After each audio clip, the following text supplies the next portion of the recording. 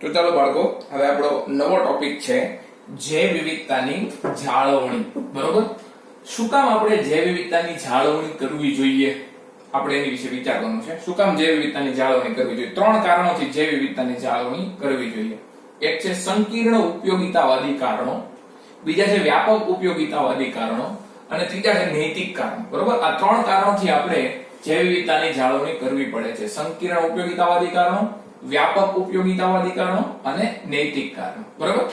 હવે સંકીર્ણ ઉપયોગિતાવાદી કારણોની અંદર આપણે પૈસાનો વિચાર કરવાનો કે આપણને જૈવ વિવિધતા છે ને એનાથી આર્થિક ફાયદો થાય છે, એટલે આપણે જાળવણી એની કરવી જોઈએ. બરોબર? જૈવ વિવિધતાને લીધે આપણને શું ફાયદો થાય છે? આર્થિક ફાયદો થાય છે, એટલા માટે આપણે એની જાળવણી કરવી જોઈએ. એટલે આમાં બધું પૈસાની વાત કરવાની, આર્થિક વાત કરવાની. રેડી? વ્યાપક ઉપયોગિતાવાદી કારણોની અંદર એવી વસ્તુની વાત કરવાની કે જેનું કોઈ કિંમત ન લગાવી શકો તમે. બરોબર? જૈવ વિવિધતાને લીધે આપણને એવો ફાયદો મળે છે કે જેની કોઈ કિંમત લગાવી શકાતી નથી. બરોબર? એટલે એને વ્યાપક ઉપયોગિતાવાદી કારણો કીધા. અને છેલ્લે નૈતિક કારણો કીધા કે ભાઈ ભલે પૈસા મળે, બહુ મૂલ્યવાન વસ્તુઓ મળે કે જેની કિંમત ન લગાવી શકો, ઘણીવાર એવું બને કે આપણી કોઈ નૈતિક ફરજ બને છે જૈવ વિવિધતા જાળવવા માટેની. તો નૈતિક કારણોમાં પૈસાની વાત નહીં કરવાની કે નહીં બહુમૂલ્ય વસ્તુઓની વાત કરવાની, એમાં આપણી ફરજની આપણે વાત કરવાની છે. રેડી? તો જૈવ વિવિધતાની જાળવણીના 3 કારણો છે. 3 કારણો: સંકીર્ણ ઉપયોગિતાવાદી કારણો, વ્યાપક ઉપયોગિતાવાદી અને નૈતિક કારણો. સંકીર્ણ ઉપયોગિતાવાદી કારણોમાં શું કહેવાનું કે જૈવ વિવિધતા આપણને આર્થિક ફાયદો આપે છે, એટલે આપણે એનું રક્ષણ કરવું જોઈએ. જૈવ વિવિધતા આપણને શું આપે છે? આર્થિક ફાયદો, એટલે આપણે એનું રક્ષણ કરવું જોઈએ. દાખલા તરીકે આપણને ખોરાક આપે છે, આપણને બળતણનું લાકડું આપે છે, આપણને રેસા આપે છે, આપણને બાંધકામનું મટીરીયલ આપે છે, આપણને ઔદ્યોગિક નિપજો આપે છે જેવી કે ટેનિંગ, લુબ્રિકન્ટ્સ, ડાય, રેઝિન, પરફ્યુમ્સ અને ઔષધો આપે છે. આ બધી વસ્તુ આપણને આપે છે જૈવ વિવિધતા. બરોબર? જૈવ વિવિધતા આપણને શું આપે છે? ખોરાક. કયો ખોરાક આપે? કઠોળ, ધાન્ય, ફળો. બીજું શું આપે? બળતણનું લાકડું. ત્રીજું રેસા, બાંધકામનું મટીરીયલ, ઔદ્યોગિક નિપજો જેવી કે ટેનિંગ, લુબ્રિકન્ટ્સ, ડાય, રેઝિન્સ, પરફ્યુમ્સ અને ઔષધો આપે છે. રેડી? તો આટલી વસ્તુઓમાંથી આપણે સીધો આર્થિક ફાયદો મેળવી શકીએ છીએ. આ બધામાંથી આપણને સીધો આર્થિક ફાયદો થાય. એટલા માટે સંકીર્ણ રીતે વિચારો ને તમે, તોય તમારે જૈવ વિવિધતાની જાળવણી કરવી જોઈએ, કારણ કે આપણને આર્થિક ફાયદો આપે છે. રેડી? બીજું કે દુનિયાની 25% દવાઓ છે એ 25,000 જેટલી વનસ્પતિઓમાંથી બને છે. દુનિયાની 25% અત્યારે જેટલી પણ દવાઓ માર્કેટની અંદર વેચાય છે એમાંથી 25% દવાઓ જે છે સીધી વનસ્પતિમાંથી બને છે. અને કેટલી વનસ્પતિમાંથી બને છે? 25,000 વનસ્પતિમાંથી બને છે. બરોબર? દુનિયાની 25% દવાઓ 25,000 જેટલી વનસ્પતિઓમાંથી બને છે. દુનિયાની 25% દવાઓ શેમાંથી બને છે? 25,000 જેટલી વનસ્પતિઓમાંથી ડાયરેક્ટલી બને છે. તેવી જ રીતે વિષુવવૃત્તીય પ્રદેશોમાં હજી કેટલી ઔષધીય વનસ્પતિ શોધવાની બાકી છે જેનો કોઈને ખ્યાલ નથી. બરોબર? વિષુવવૃત્તીય પ્રદેશોની અંદર હજી કેટલી ઔષધીય વનસ્પતિઓ છે જે હજી શોધાયેલી નથી અને એ કોઈને હજી એનો ખ્યાલ નથી. રેડી? પછી એક વસ્તુ છે બાયો પ્રોસ્પેક્ટિંગ. બરોબર? કોને કહેવાય બાયો પ્રોસ્પેક્ટિંગ?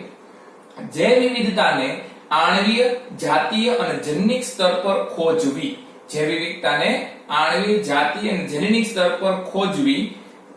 શું કામ ખોજવી? આર્થિક રીતે ઉપયોગી નિપજો બનાવવા માટે. આર્થિક રીતે ઉપયોગી નિપજો બનાવવા માટે જૈવ વિવિધતાને આણ્વીય, જાતીય અને જનનિક સ્તર ઉપર ખોજવાની ક્રિયાને શું કહેવાય? બાયો પ્રોસ્પેક્ટિંગ કહેવાય. હવે સ્વાભાવિક છે, બાયો પ્રોસ્પેક્ટિંગ કરી કોણ શકશે? બાયો પ્રોસ્પેક્ટિંગ ઈ જ કરી શકશે જે દેશોમાં વધુ જૈવ વિવિધતા હોય. જે દેશોમાં વધુ જૈવ વિવિધતા હોય ઈ દેશો હવે જૈવ વિવિધતાને આણ્વીય સ્તર ઉપર ખોજી શકશે, જાતીય સ્તર ઉપર ખોજી શકશે અને જનનિક સ્તર ઉપર ખોજી. પહેલા તો બેસિક જૈવ વિવિધતા હોવી જોઈએ. બરોબર? કે ઘણા બધા પ્રાણી હોવા જોઈએ, ઘણા બધા વનસ્પતિઓ હોવા જોઈએ. પછી ઈ વનસ્પતિઓમાં તમે આણ્વીય સ્તરે શું જૈવ વિવિધતા છે ગોતો, ઈ વનસ્પતિમાં જનનિક સ્તર ઉપર શું જૈવ વિવિધતા તમે ગોતો, ઈ વનસ્પતિની જાતીય સ્તર ઉપર શું જૈવ વિવિધતા છે ઈ તમે ગોતો અને એમાંથી પછી તમે કંઈક આર્થિક ઉપયોગી નિપજો બનાવો. બરોબર? તો બાયો પ્રોસ્પેક્ટિંગ કોને કહેવાય? જૈવ વિવિધતાને આણ્વીય, જાતીય અને જનનિક સ્તર ઉપર ખોજવાની ક્રિયા. અને શેના માટે થઈને? આર્થિક રીતે ઉપયોગી નિપજો બનાવવા માટે થઈને. અને આવી રીતે જે વધુ જૈવ વિવિધતા ધરાવતા દેશો ઘણો બધો આર્થિક ફાયદો મેળવી શકે તેમ છે. બાયો પ્રોસ્પેક્ટિંગ ની મદદથી કોણ ફાયદો મેળવી શકે તેમ છે? ભારત જેવા દેશો કે જે બહુ જૈવ વિવિધતા ધરાવતા હોય. જો ભારત જેવો દેશ કે જેની પાસે બહુ બધી જૈવ વિવિધતા છે, જો આપણે બાયો પ્રોસ્પેક્ટિંગ કરીએ એટલે કે ઈ જૈવ વિવિધતાની અંદર આપણે જનનિક વિવિધતા, આણ્વીય સ્તર વિવિધતા અને જાતિ સ્તર ઉપર રહેલી વિવિધતાને જો શોધવાની ટ્રાય કરીએ તો આપણને ઘણો બધો આર્થિક ફાયદો મળે તેમ છે. રેડી? હાલો હવે વાત કરીએ વ્યાપક ઉપયોગિતાવાદી. આ તમને ખ્યાલ આવી ગયું કે સંકીર્ણ ઉપયોગિતાવાદીમાં આપણે શું કહેવાનું છે કે જૈવ વિવિધતા આપણને સીધો આર્થિક ફાયદો આપે છે, એટલા માટે આપણે એનું સંરક્ષણ કરવું જોઈએ. એ આપણને ખોરાક આપે, બળતણ લાકડું આપે, રેસા આપે, બાંધકામ મટીરીયલ આપે, ઔદ્યોગિક નિપજ આપે, ઔષધ આપે. 25% જેટલી દવાઓ 25,000 જેટલી વનસ્પતિઓમાંથી બને છે. વિષુવવૃત્તીય પ્રદેશોમાં હજી કેટલી ઔષધીય વનસ્પતિ શોધવાની બાકી છે.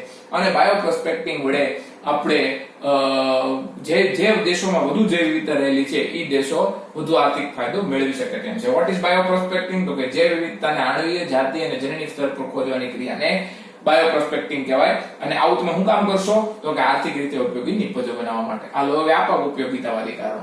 હવે જૈવ વિવિધતા જે છે એ નિવસન તંત્રની સેવામાં ઘણો બધો ફાળો આપે છે. જૈવ વિવિધતા શેમાં ફાળો આપે છે? નિવસન તંત્રની સેવાઓમાં ઘણી બધી નિવસન તંત્રીય સેવાઓ આપે છે. રેડી? જૈવ વિવિધતા શું કરે છે? ઘણી બધી નિવસન તંત્રીય સેવાઓ આપે છે. દાખલા તરીકે એમેઝોનના જંગલો છે એ પ્રકાશ સંશ્લેષણ કરીને વાતાવરણના કુલ ઓક્સિજનનો 20% જેટલો ઓક્સિજન બનાવે છે. એમેઝોનના જંગલો પ્રકાશ સંશ્લેષણ કરીને વાતાવરણના કુલ ઓક્સિજનનો 20% જેટલો ઓક્સિજન ભેળવે છે. બરોબર?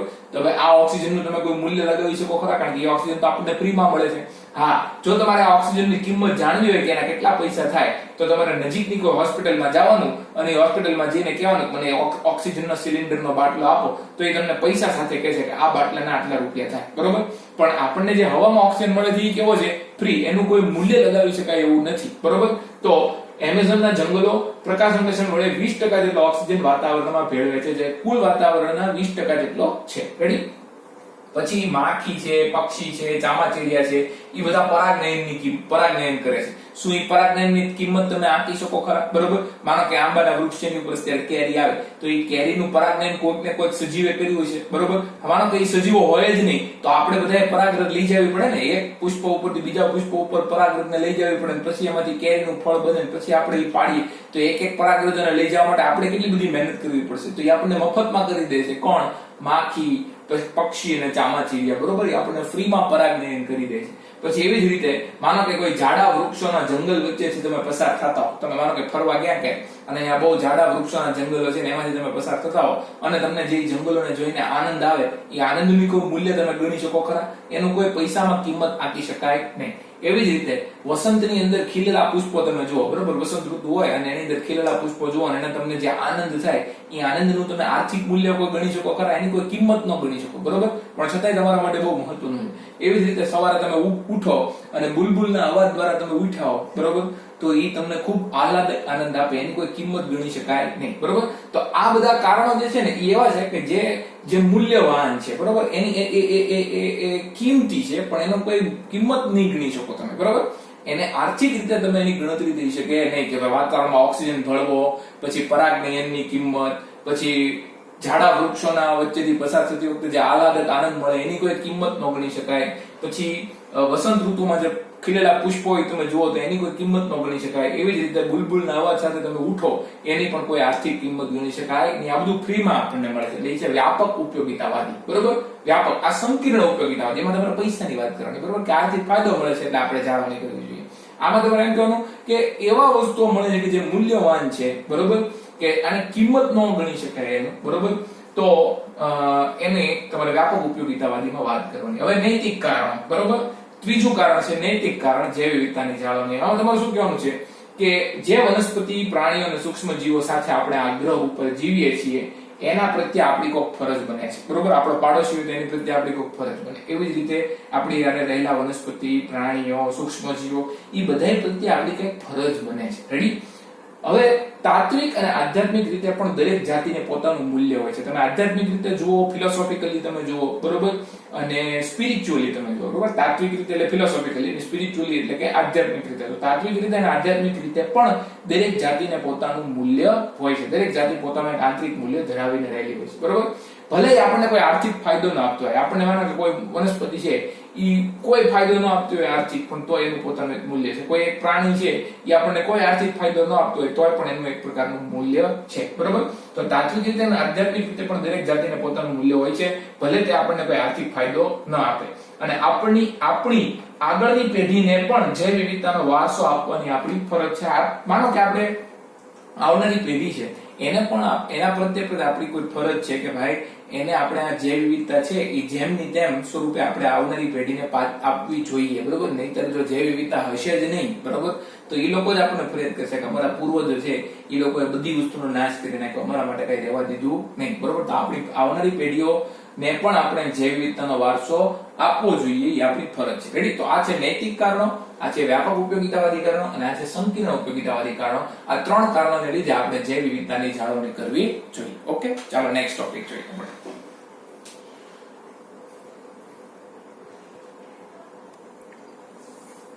ચાલો બાળકો, હવે આપણે જૈવ વિવિધતાની જાળવણી કેવી રીતે કરવી એ પોઈન્ટ ભણીએ, બરોબર. કે જૈવ વિવિધતાની જાળવણી કેવી રીતે આપણે કરવી. એમાં 2 રીત આવે છે. એક આવે છે ઇન સિટુ કન્ઝર્વેશન એટલે કે સ્વસ્થાન જાળવણી, અને બીજું આવે છે એક્સ સિટુ કન્ઝર્વેશન એટલે કે નવ સ્થાન જાળવણી. જૈવ વિવિધતાની જાળવણી 2 રીતે થઈ શકે. સ્વસ્થાન જાળવણી જેને ઇન સિટુ કન્ઝર્વેશન કહેવાય, અને એક્સ સિટુ કન્ઝર્વેશન એટલે કે નવ સ્થાન જાળવણી. 2 રીત હોય છે. રેડી. પહેલા અહીંયા તમને ઇન સિટુ કન્ઝર્વેશન સમજાવ્યું છે, એક્સ સિટુ આપણે પછી જોઈએ, બરોબર. હવે ઇન સિટુ કન્ઝર્વેશન કોને કહેવાય? સ્વસ્થાન. સ્વ એટલે પોતાના, સ્થાને જાળવણી એટલે કે માનો કે આપણે કોઈ વાઘને સંરક્ષણ આપવું છે, તો વાઘને બચાવવો છે, તો આપણે આખું જંગલને બચાવીએ તો વાઘ તો ઓટોમેટિકલી બચી જ જવાનો છે, બરોબર. તો વાઘને સંરક્ષણ આપવા માટે થઈને આખા જંગલને સંરક્ષણ આપવું, ઈ પદ્ધતિને ઇન સિટુ કન્ઝર્વેશન કહેવાય, બરોબર. વાઘ માનો કે લુપ્ત થવાના આરે હોય અને વાઘને તમારે સંરક્ષણ આપવું હોય, તો વાઘને સંરક્ષણ આપવા આખા જંગલને સંરક્ષણ આપવાની રીતને ઇન સિટુ કન્ઝર્વેશન કહેવાય. રેડી. હાલો, હવે આમાં ઇન્ટ્રોડક્શન શું કહે છે કે વિવિધ દેશો જૈવ વિવિધતાની જાળવણી અને આર્થિક પ્રગતિ વચ્ચે મૂંઝવણ અનુભવે છે, બરોબર. બધા દેશોને અત્યારે મૂંઝવણ છે કે જૈવ વિવિધતાની જાળવણી કરવી કે આર્થિક પ્રગતિ કરવી, બરોબર.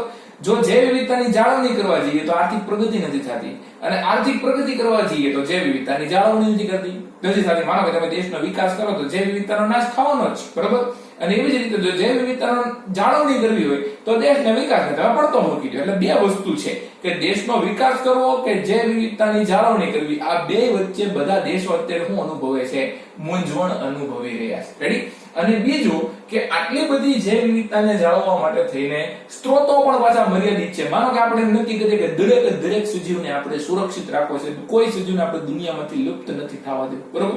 તો કેટલા બધા સજીવો છે, બધાને તમે જાળવવા માટે થઈને તમારી પાસે રિસોર્સ છે, તમારી પાસે પૈસા છે, તમારી કોઈ પાસે કોઈ સાધનો છે, સ્ત્રોતો છે, નથી, બરોબર.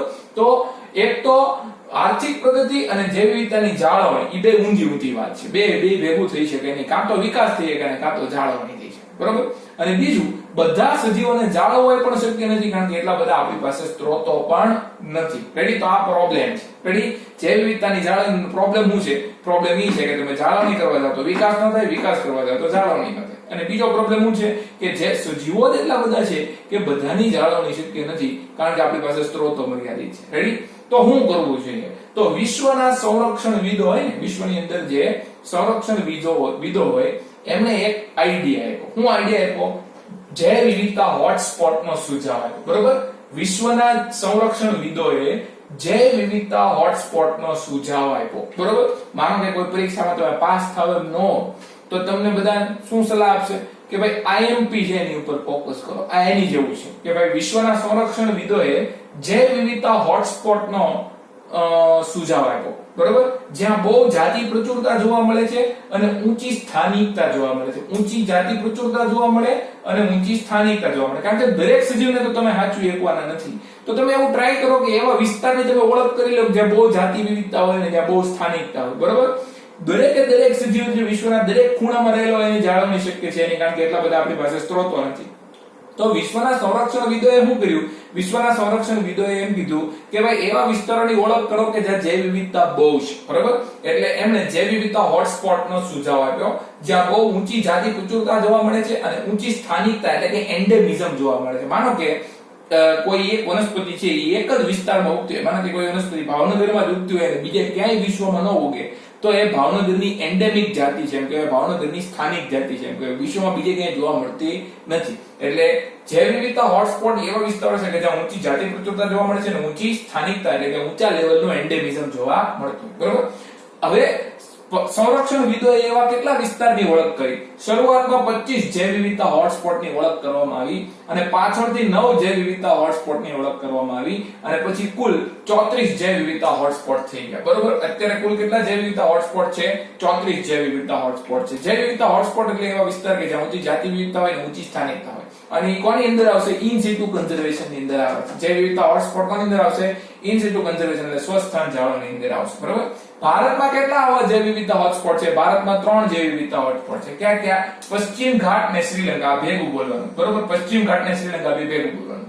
ઇન્ડો બર્મા આ ભેગું બોલવાનું અને ત્રીજો હિમાલય. તો ભારતની અંદર 3 જૈવ વિવિધતા હોટસ્પોટ ક્યાં ક્યાં છે? પશ્ચિમ ઘાટ, શ્રીલંકા, ઇન્ડો બર્મા રીજન અને હિમાલય. આ 3 રીજન જે છે એ ભારતમાં ઊંચા જાતિ પ્રચુરતા અને સ્થાનિકતા ધરાવતા વિસ્તારો છે અને જૈવ વિવિધતા હોટસ્પોટ. રેડી?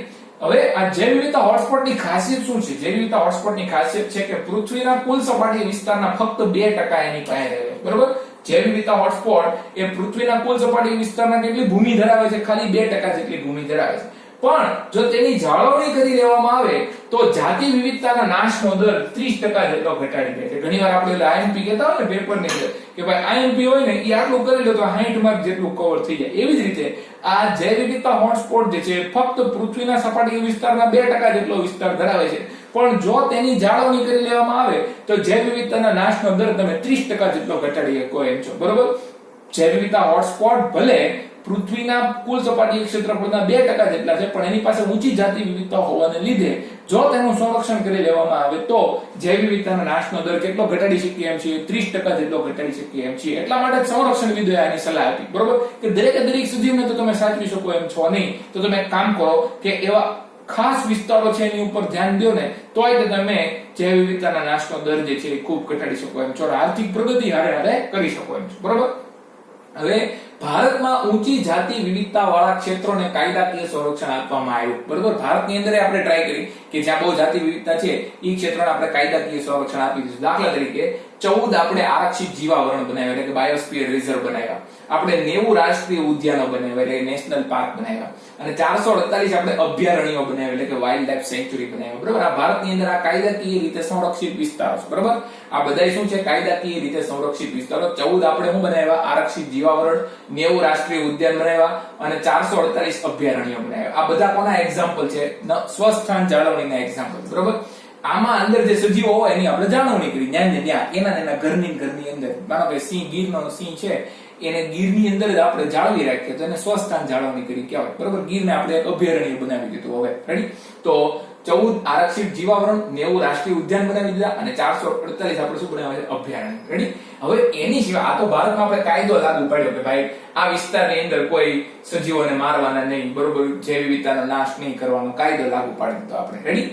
પણ ભારતની અંદર ભારતની સંસ્કૃતિ જેવી છે અને ભારતની આધ્યાત્મિક પરંપરા જેવી છે કે જેને કુદરતની જાળવણી ઉપર બળ આપ્યું છે. બરોબર, ભારતની સંસ્કૃતિ અને ભારતની આધ્યાત્મિક પરંપરા એ કુદરતની જાળવણી ઉપર બળ આપ્યું છે. આપણી ઉપર કાયદા ન લાગુ પાડો ને તોય તે આપણે કુદરતની જાળવણી કરીએ એવા માણસો છીએ. રેડી? તો ભારતમાં સંસ્કૃતિ અને આધ્યાત્મિક પરંપરાઓએ કુદરતની જાળવણી ઉપર બળ આપ્યું છે.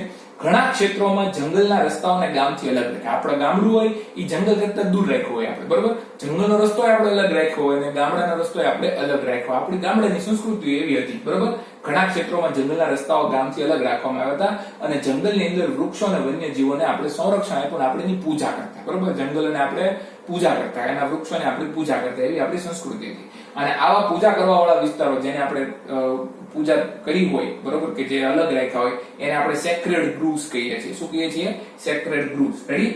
તો ભારતની સંસ્કૃતિ જેવી છે, ભારતની આધ્યાત્મિક પરંપરા જેવી છે કે જે જંગલોની પૂજા કરવામાં માને છે, વૃક્ષોની પૂજા કરવામાં માને છે અને કુદરતની જાળવણી ઉપર બળ આપે છે. બરોબર, ભારતમાં આ ભલે આપણે બનાવ્યા આરક્ષિત જીવાવરણ, રાષ્ટ્રીય ઉદ્યાન બનાવ્યા, અભયારણ્યો બનાવ્યા, એ ન બનાવ્યા હોત તો પણ આપણે જૈવ વિવિધતાની જાળવણી કરવામાં બહુ અગ્રેસર છીએ. બરોબર, તો આવા સેક્રેડ ગ્રુવ્સ ક્યાં ક્યાં છે આપણા ભારતની અંદર? દાખલા તરીકે ભારતમાં મેઘાલયમાં ગારો, ખાસી અને જૈંતિયાની પહાડી છે. બરોબર, મેઘાલય વિસ્તારની અંદર ગારો, ખાસી અને જૈંતિયાની પહાડી છે, ત્યાં આવા સેક્રેડ ગ્રુવ્સ છે. બરોબર, જંગલો આખા અલગ છે ને ત્યાંના જંગલોની ત્યાંના લોકો પૂજા કરે છે. રેડી? એવી જ રીતે રાજસ્થાનના અરવલ્લી, બરોબર, ત્યાં કે લોકો જે છે ત્યાંના જંગલોની પૂજા કરે છે, પહાડીઓની પૂજા કરે. રેડી. પછી કર્ણાટકના પશ્ચિમ ઘાટ, બરોબર, એ પણ સેક્રેડ ગુરુનું એક્ઝામ્પલ છે. મધ્યપ્રદેશના સરગુજા, ચંદા અને બસ્તર, મધ્યપ્રદેશનો સરગુજા, ચંદા અને બસ્તર એ પણ એક પ્રકારનો સેક્રેડ ગુરુ છે. તો આ બધા કોના એક્ઝામ્પલ છે? સેક્રેડ ગુરુના, પવિત્ર સ્થાનોના એક્ઝામ્પલ છે. બરોબર. મેઘાલયના ગારો, ખાસી, જેન્તિયા, રાજસ્થાનનો અરવલ્લી, કર્ણાટકનો પશ્ચિમ ઘાટ, મધ્યપ્રદેશના સરગુજા, ચંદા અને બસ્તર આ બધા સેક્રેડ ગ્રુવ્સના એક્ઝામ્પલ છે. બરોબર. અને મેઘાલય તો દુર્લભ અને ભયજનક જાતિઓ વનસ્પતિઓનું અંતિમ નિવાસસ્થાન છે. મેઘાલય શું છે?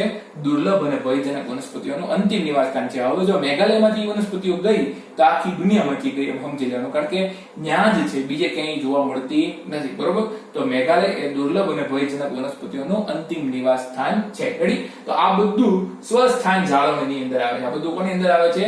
સ્વસ્થાન જાળવણી. સ્વસ્થાન જાળવણી એટલે શું? કે સજીવ જ્યાં છે ત્યાં ને ત્યાં તમે એની જાળવણી કરો. માનો કે કોઈ વાઘ છે, એ એક જંગલમાં રહે છે, એ વાઘને સંરક્ષણ આપવા માટે આપણે આખા જંગલને સંરક્ષણ આપીએ, એને સ્વસ્થાન જાળવણી કહેવાય. અને જૈવ વિવિધતા હોટસ્પોટનો ટોપિક એની અંદર આવે.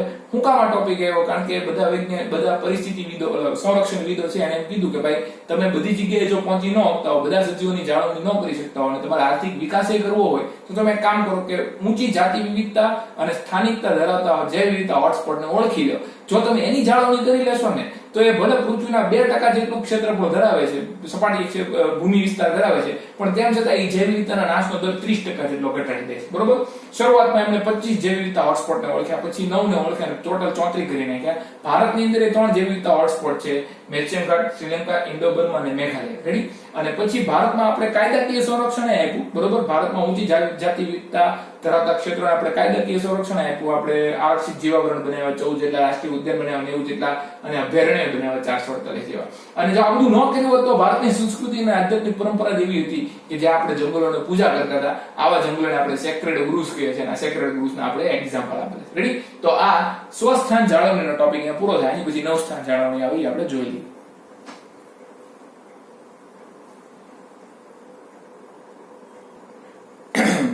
આપણે જૈવ વિવિધતાની જાળવણી ભણીએ છીએ અને એમાં આપણે ઇન સિટુ કન્ઝર્વેશન જોઈ લીધું છે. સ્વસ્થાન જાળવણી આપણે જોઈ લીધી. બરોબર.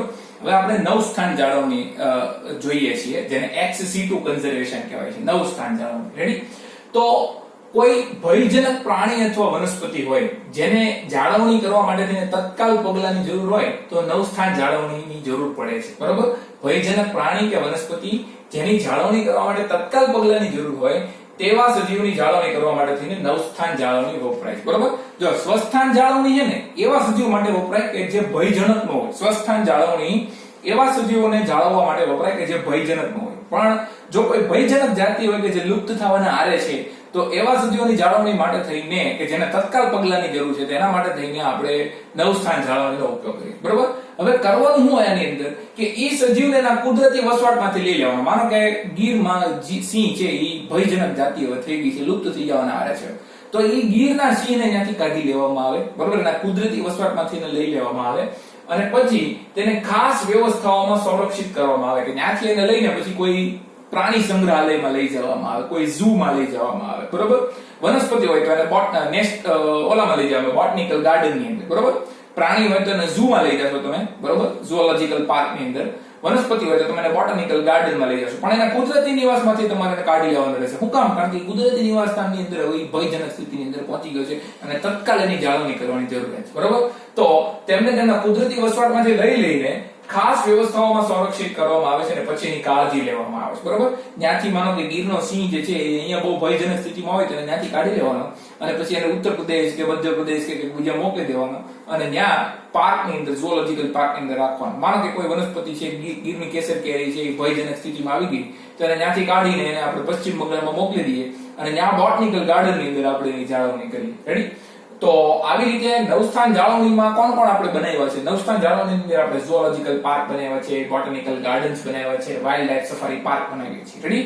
ઓલામાં આપણે શું બનાવ્યા હતા? અભયારણ્ય બનાવ્યા હતા, રાષ્ટ્રીય ઉદ્યાનો બનાવ્યા હતા અને આરક્ષિત જીવાવરણ બનાવ્યા હતા. સ્વસ્થાન જાળવણીમાં સ્વસ્થાન જાળવણીમાં આપણે શું બનાવ્યા હતા?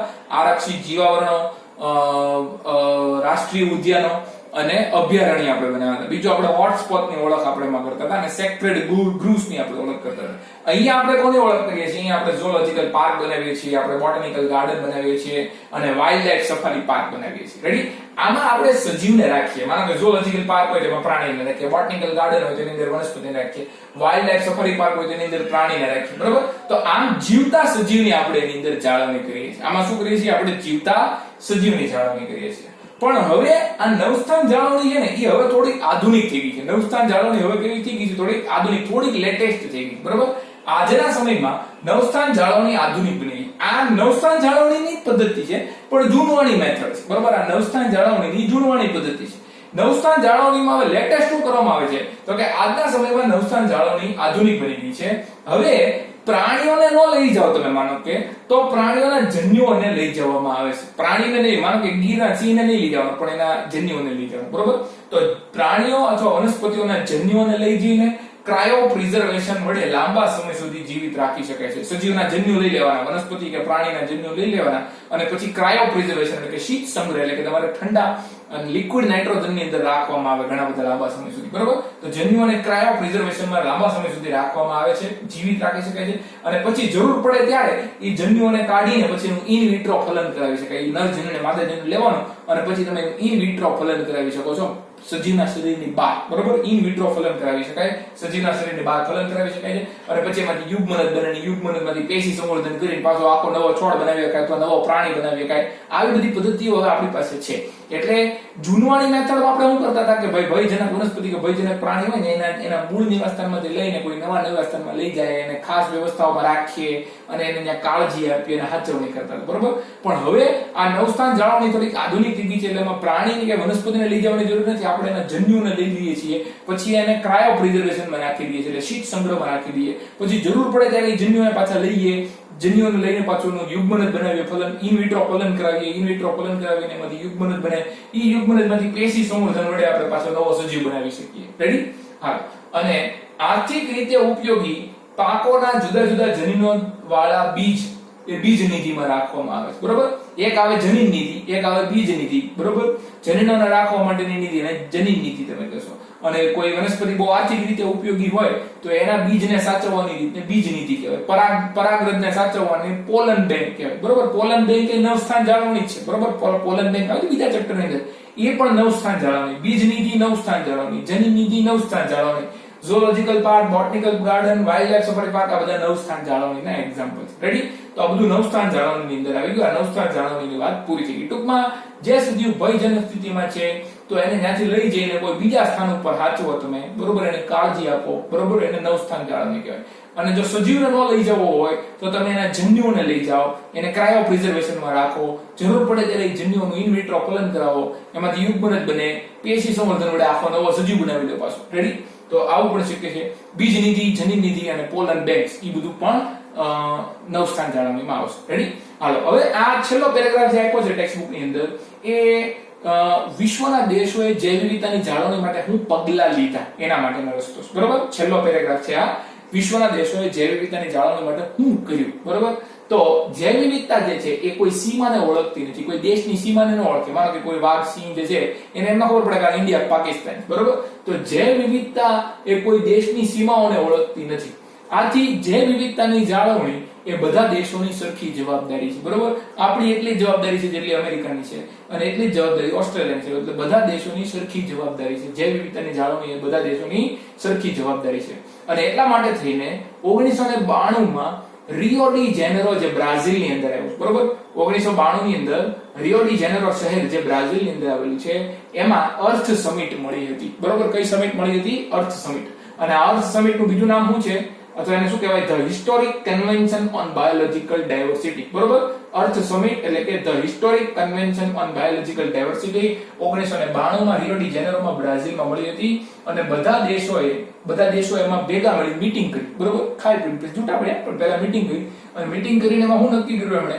બધા દેશોએ જૈવ વિવિધતાની જાળવણી અને ટકાઉ વિકાસ કરવા માટે તેની બધા એકબીજા સાથે સહમત થઈ ગયા. બરોબર? 1992 માં રિયો ડી જેનેરો બ્રાઝિલની અંદર અર્થ સમિટ મળી હતી, જેને historic convention on biological diversity કહેવાય છે, જેમાં બધા દેશો જૈવ વિવિધતાની જાળવણી અને ટકાઉ વિકાસ કરવા માટે સહમત થયા. હા ભાઈ, આપણે બધા જૈવ વિવિધતાની જાળવણી કરશું, બરોબર, નહીંતર આપણને ખતરો છે એટલા માટે. પછી જોહાનિસબર્ગ સાઉથ આફ્રિકાની અંદર 2002 માં, બરોબર, 10 વર્ષ પછી જોહાનિસબર્ગ જે સાઉથ આફ્રિકામાં આવેલું છે, એમાં 2002 ની અંદર world summit on sustainable development meeting મળી, બરોબર. World summit on sustainable development meeting Johannesburg South આફ્રિકામાં 2002 માં મળી. એમાં 190 દેશોએ ભાગ લીધો હતો, બરોબર. અને 190 દેશોએ ટાર્ગેટ રાખ્યો. હું ટાર્ગેટ રાખ્યો હતો તો કે 2010 પહેલા, 2010 ની સાલ પહેલા જૈવ વિવિધતાના લોપનો દર આપણે ઘટાડશું, બરોબર. 2010 પહેલા બધા ભેગા થયા, 2002 ની અંદર ભેગા થયા. 2002 ની અંદર આફ્રિકાના જોહાનિસબર્ગમાં ભેગા થયા અને મીટિંગનું નામ શું રાખ્યું? World summit on sustainable development. કેટલા દેશો ભેગા થયા? 190 દેશો ભેગા થયા. અને એમણે શું ટાર્ગેટ રાખ્યો હતો તો કે 2010 પહેલા જૈવ વિવિધતાના લોપનો દર સ્થાનિક, પ્રાદેશિક અને વૈશ્વિક સ્તર ઉપર ઘટાડવાનો. સ્થાનિક સ્તર ઉપર લોપ દર ઘટાડો, પ્રાદેશિક સ્તર ઉપર જૈવ વિવિધતાના લોપનો દર ઘટાડો અને વૈશ્વિક સ્તર ઉપર જૈવ વિવિધતાના લોપનો દર ઘટાડવો, એવો ટાર્ગેટ એમણે રાખ્યો, બરોબર. એટલે 2010 પહેલા જૈવ વિવિધતાના લોપનો દર સ્થાનિક, પ્રાદેશિક અને વૈશ્વિક સ્તરે ઘટાડવા માટે એ બધાએ ટાર્ગેટ રાખ્યો હતો અને એના માટે સહમત થયા. રેડી? તો આ છેલ્લો પેરેગ્રાફ છે, જૈવ વિવિધતાની જાળવણી માટે બધા દેશોએ શું પ્રયત્નો કર્યા. રેડી? તો આમ આપણે આ ચેપ્ટર આપણું જૈવ વિવિધતા અને તેની જાળવણી પૂરું કરીએ છીએ. હરખું વાંચો અને હરખું પાકું કરજો. Best of luck.